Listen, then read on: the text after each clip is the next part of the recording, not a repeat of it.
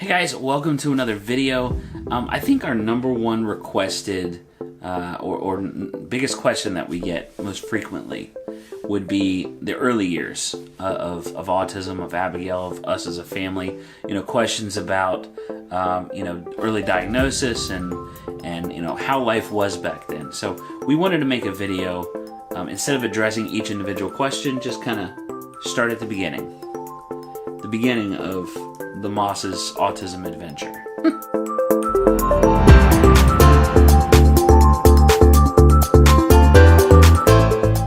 So rolling back the clock, 2004, 2005 timeframe, we already had Isaiah. He was 3 years old, and we were trying to have another child. And we tried for quite a while to have another child. And you know how that goes, you try and try, and then when you stop trying, that's when you get pregnant. So we got pregnant with Abigail. When I say we, I mean she. And we were just delighted. We couldn't afford another child, but we didn't care. We wanted another child. Yeah. And we wanted a girl. We wanted the older brother and the younger sister and the perfect little family. And that's what we were going to have. We found out we were going to have a girl, and life was perfect. Yeah. I mean, it was absolutely perfect. It was poor, but it was perfect. So, May 2005, Abigail was born in North Carolina. Perfectly healthy. No issues at all. It was Priscilla's second C-section. But, as far other than that, medically, nothing crazy, right? Not for Abby, no. No. Isaiah was upside down and punching Mom in the ribs all the time, but Abigail was relatively easy. Mm-hmm. We brought Abby home from the hospital, and we lived in a 900 square foot 2-bedroom house. You could stand in the middle of the house and see all four corners. It was tiny place for 4 people and 2 dogs. And we brought Abby home, and we never, like, Isaiah didn't sleep in our room. No. On occasion, a little bit in a bassinet, but he always had his own nursery. So we started real early. Abby did sleep in her room for a good bit, but we started real early with her in the room with Isaiah. And we painted half the room pink and half the room blue. And they shared a room for quite a while. We moved to Jacksonville when Abigail was about 6 months old to be by my family, my parents, and because of jobs. Where we lived in North Carolina, we loved it. It was by Ace's family. But the jobs there, it was a small town, and there wasn't a lot of room for growth. So we felt like we needed more. So we moved here and started working, and everything was going fine. The kids would go to daycare. And the daycare is actually the first ones who started telling us that something was a little off with Abigail. Don't you think? A little off is, yeah.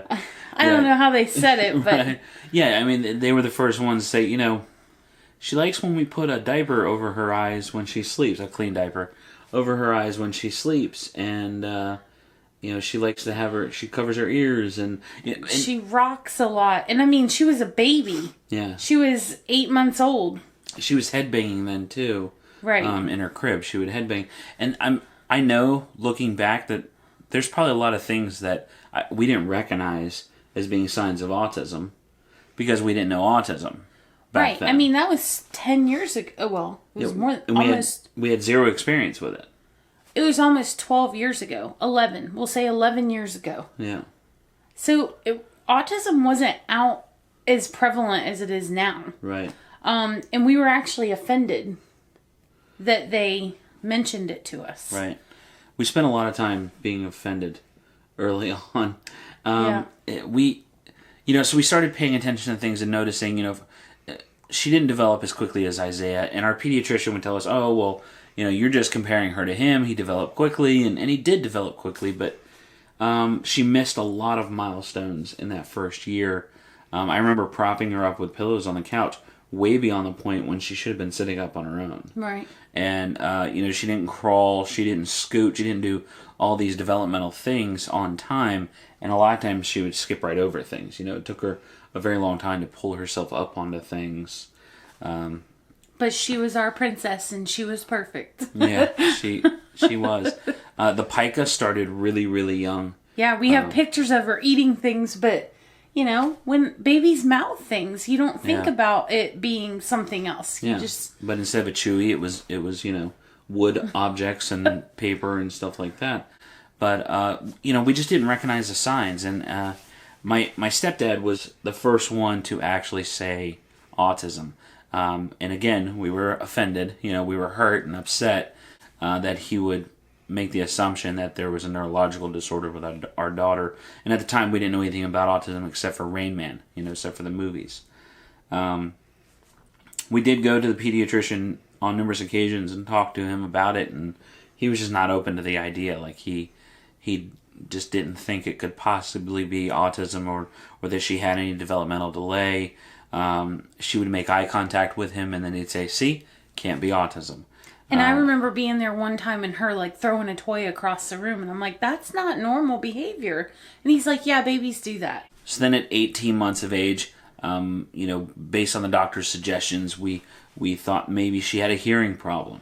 You would call her name and she wouldn't respond. There'd be a noise and she wouldn't look in that direction. So they thought hearing issue. So they put tubes in her ears. We did a hearing test where they put you in this box. She sat on my lap and they'd have like a little panel light up with a monkey banging on cymbals, and she wouldn't turn her head a lot of times. So they assumed that she had a hearing problem. So and we did too. I mean, we Yeah. were like, "Yeah, that makes sense. She's deaf." Must be. She must be deaf. So fast forward to the two-year-old mark, and we had contacted CARD at this point. CARD is the Center for Autism and Related Disabilities. That was the only option for getting a diagnosis in this area at the time. And the wait list was how long? They didn't even tell me. Yeah, they just said there there's was a no wait number list. on it, but it was. They ended up calling us. When did they call us? They called us 2 years after we had Abigail diagnosed. So she was 4 at this point. Yeah. Talk about early intervention, right? Anyway, and I know a lot of that has changed. There's much better resources now for getting your child diagnosed. But back then, I know a lot of places it still is very hard. But back then, trust me, it was worse.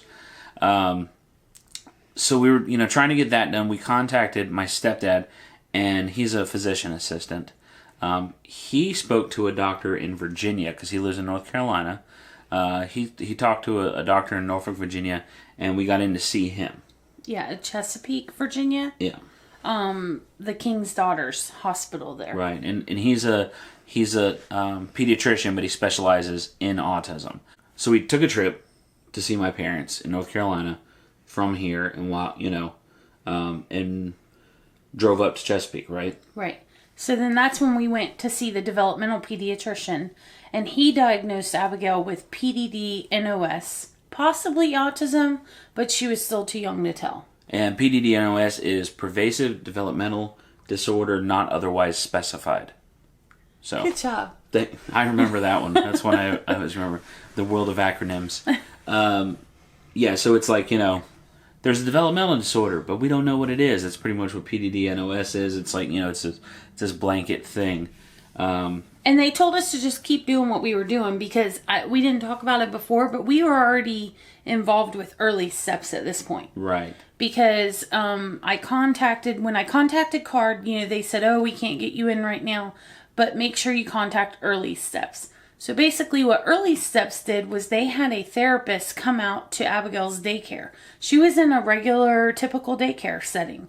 They were able to handle her there, so they offered to let her go there, and that's where her therapist would go and just work on little things like a few signs and, whatever you would do for an 18-month-old. And she was, and that's the thing two. is like, she was still small enough to be cared for as an infant because she was at infant level developmentally. So it was okay, in that daycare setting.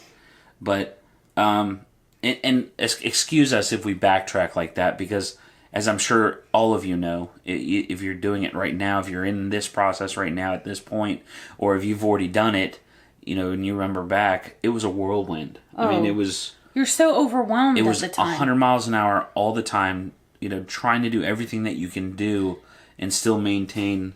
And we were both working full-time. Yeah. For other people, like not our own company. So we were having to do that. And, of course, Isaiah and all of his activities. So we were definitely, way more stressed. So we get it.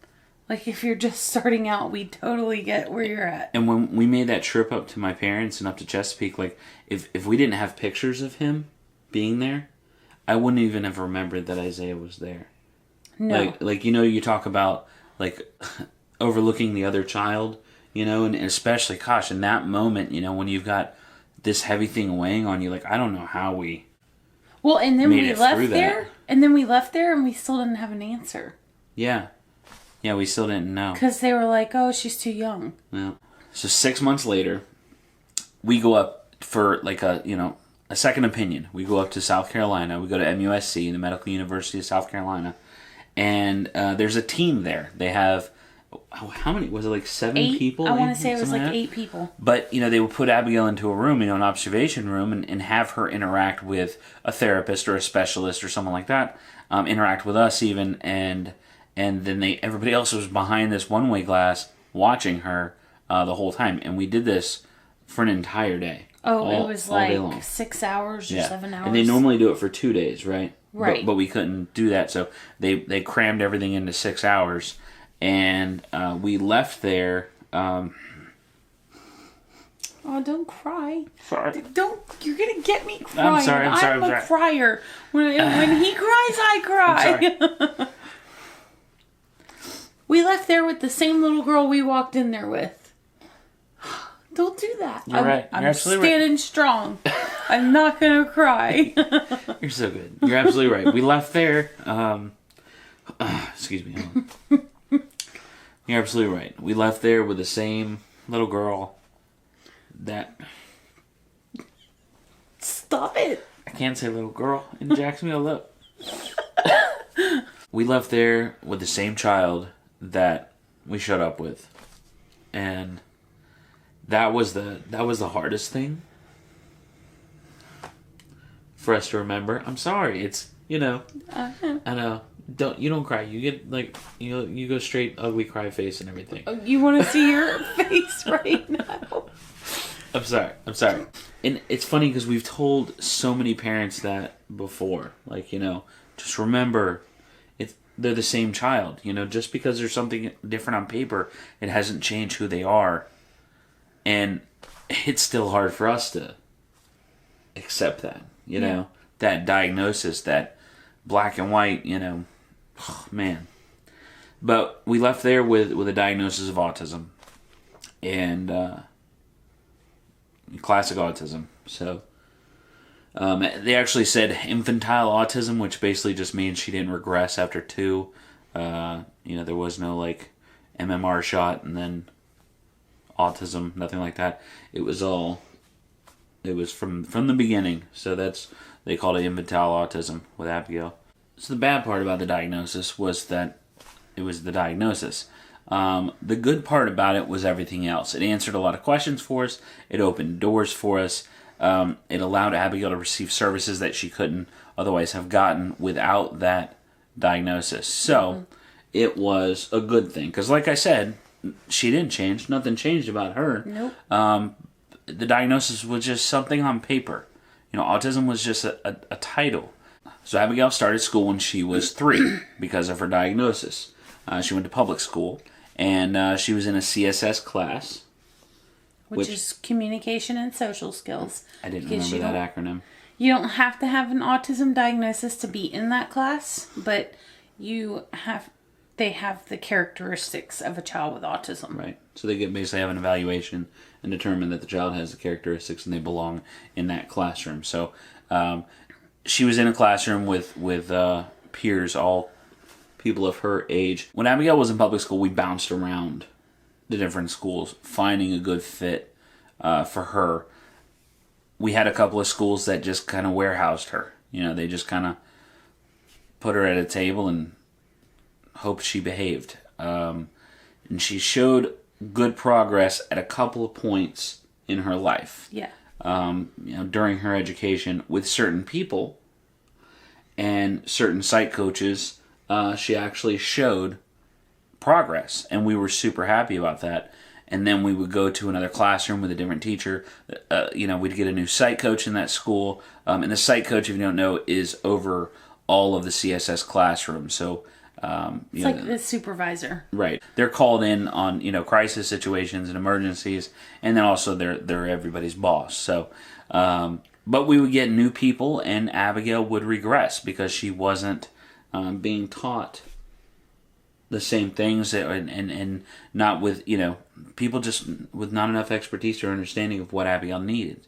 I mean, she knew her colors when she was tiny. As far as matching, she can match colors, and that was a huge thing when she was tiny, and she just picked that back up again just a few years ago, like 3 years ago when she started at JSA. So this is there were areas we've had some questions of, has Abigail ever regressed in areas, and there have been, but not on account of autism, on account of her being taught things and then no follow through. And okay, so to back it up a little bit, Abigail started at school at 3, and there's typically no more than 10 kids in a classroom, and you have a teacher and a para for that classroom. But we felt like Abigail needed a student-focused para, a one-on-one, a shadow, whatever you want to call them.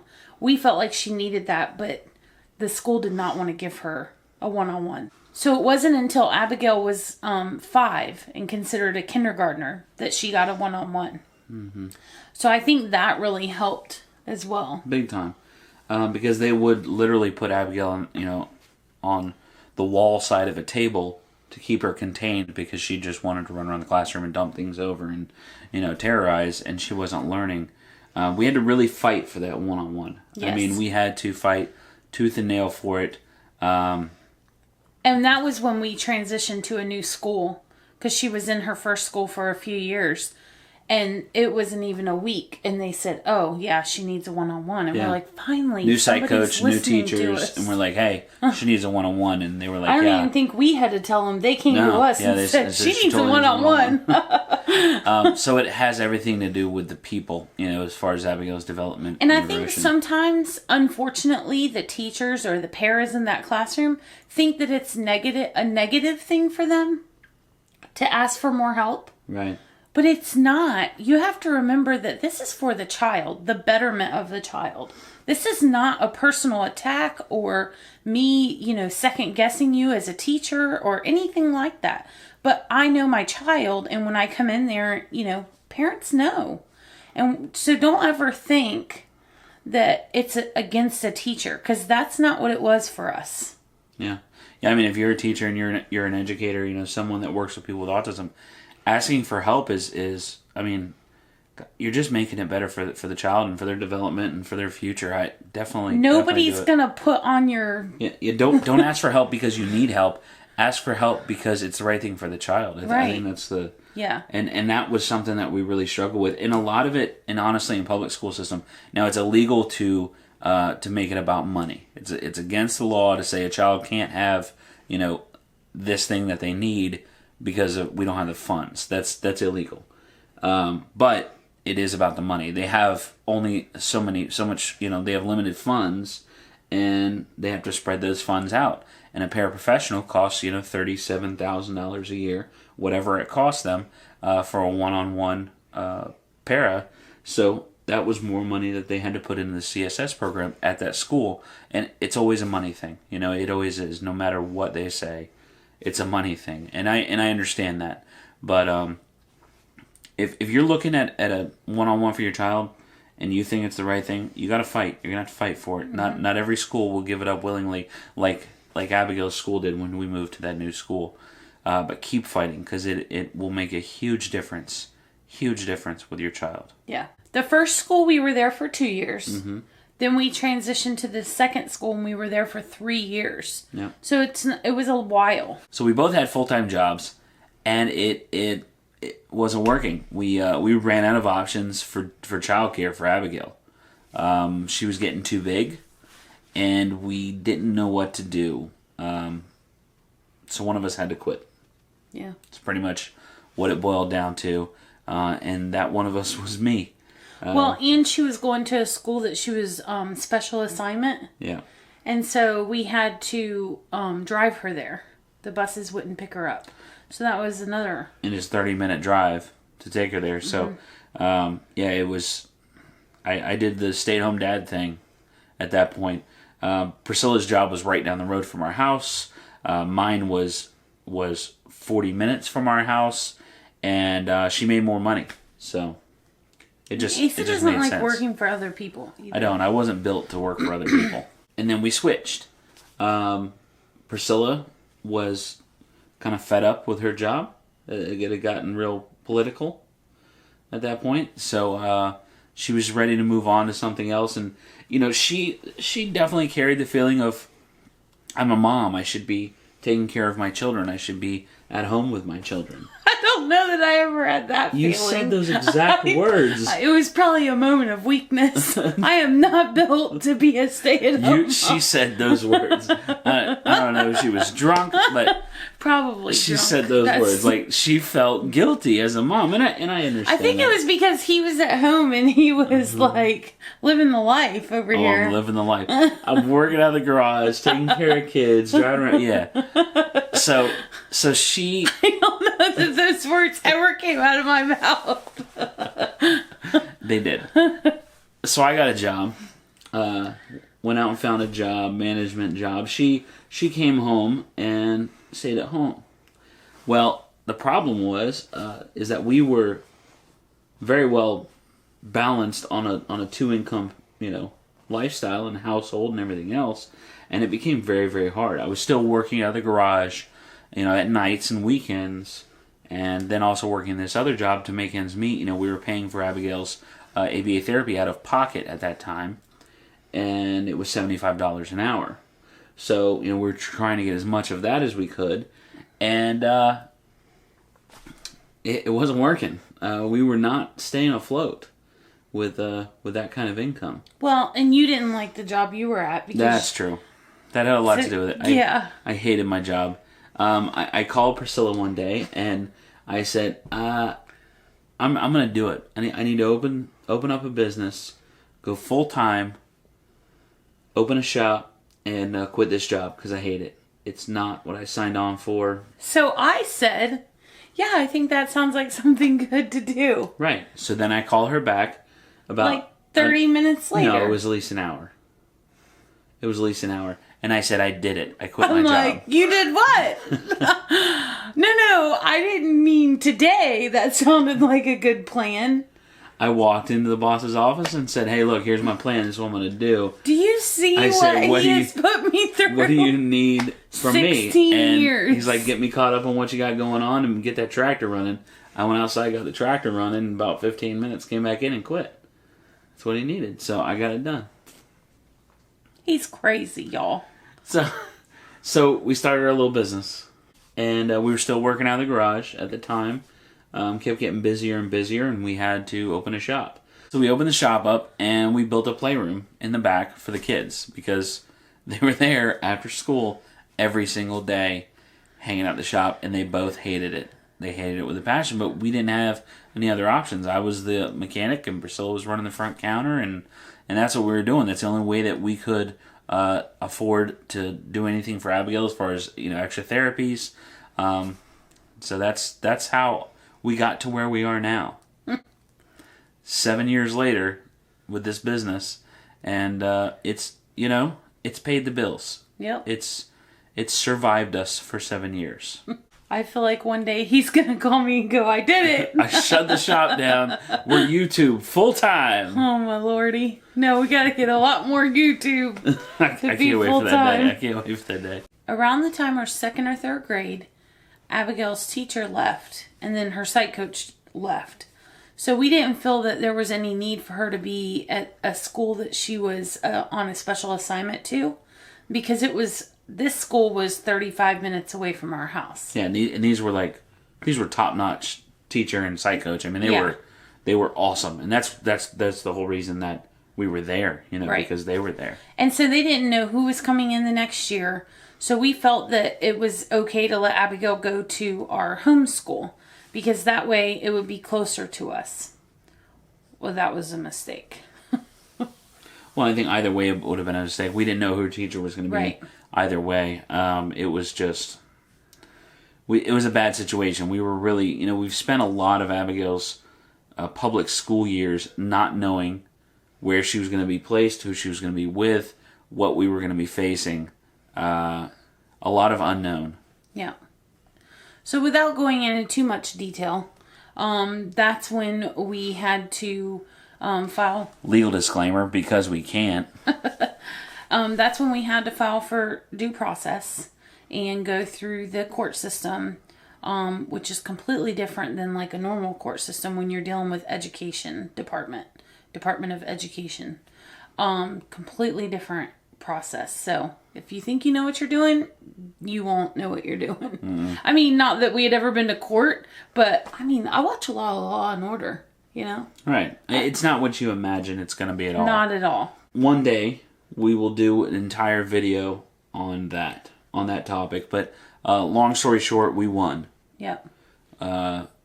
Abigail won that verdict, and she doesn't have to go to public school now for a while. Yeah. So she is in Jacksonville School for Autism.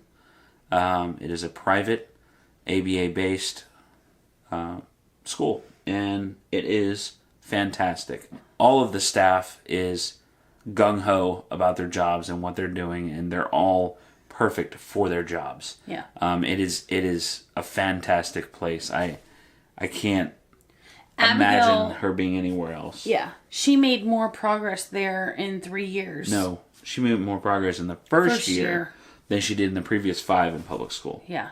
Hands down. It is that good. Like documented. That's not my opinion. That's documented, on charts. Right. We're at a great place, and I think that's why we're able to do this, because we are at a good place in our autism journey. We have a very typical, autism story. It's very similar to a lot of people's, the doubtful pediatrician and the family member telling us, well, maybe autism, and, the neurotypical sibling that's been along for the whole ride, the problems with the school system and the politics of it, and, dealing with things at home and finding caregivers and childcare, language barriers and potty training, and I don't know if you guys have gone to court, but all of these trials and tribulations that we faced, I think a lot of it is very typical and is very familiar, and it's very similar to a lot of your stories. And we're outgoing people, and we feel like we always need a mission. We always need something to do, and I think that's where this came from. We share a similar story with a lot of you, and I think that's why it's so real. Yeah. On video. And I know a lot of people need this. I mean, they are not where we're at right now. Even if their kids are the same age, mentally and physically, they're not where we're at. And I feel like if we can help one family, then we're doing our job. Yeah. Remember we have Isaiah, so we need to be strong for him. We need to be strong for Abigail. And, life goes on. It really goes on. I can't wrap my brain around all the things that we've done in the last 10 years since her diagnosis. I mean, my goodness. And so now we have time to be PTA president and stuff. We don't have time for that mess. So that's our autism story. That's our history. That's how we got here. I don't really know how we got here, but that's how we got to where we're at right now with Abigail at 12 years old. And getting bigger by the minute. We'll probably walk downstairs and not recognize her because we've been up here for like 45 minutes. Going into 7th grade this year. Crazy. Isaiah's going into 10th. I know. We are old. Oh, but that's where we've been, and we're going places. We're gonna take you guys along with us. We're just gonna go do. We're gonna go show the world some autism.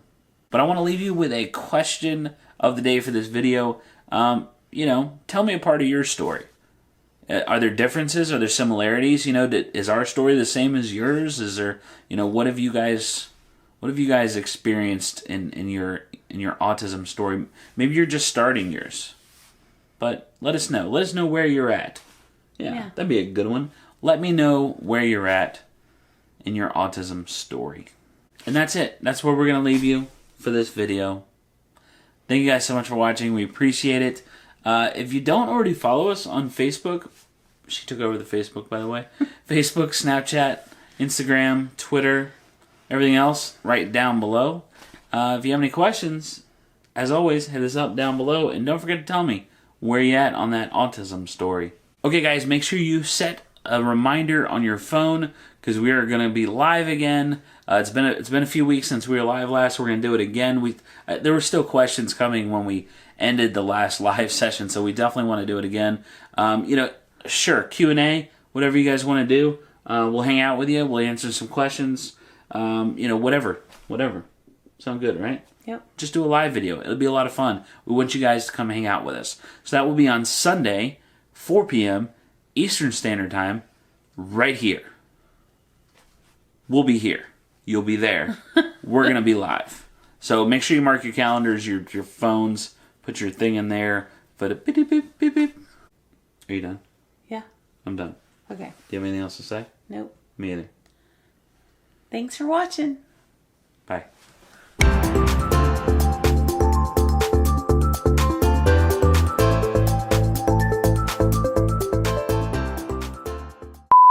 What was that movie, Bridesmaids? Oh, you're not a cute crier. I am. No, you're not. I'm sure Tatum. What was What's that that guy's name? Channing Tatum.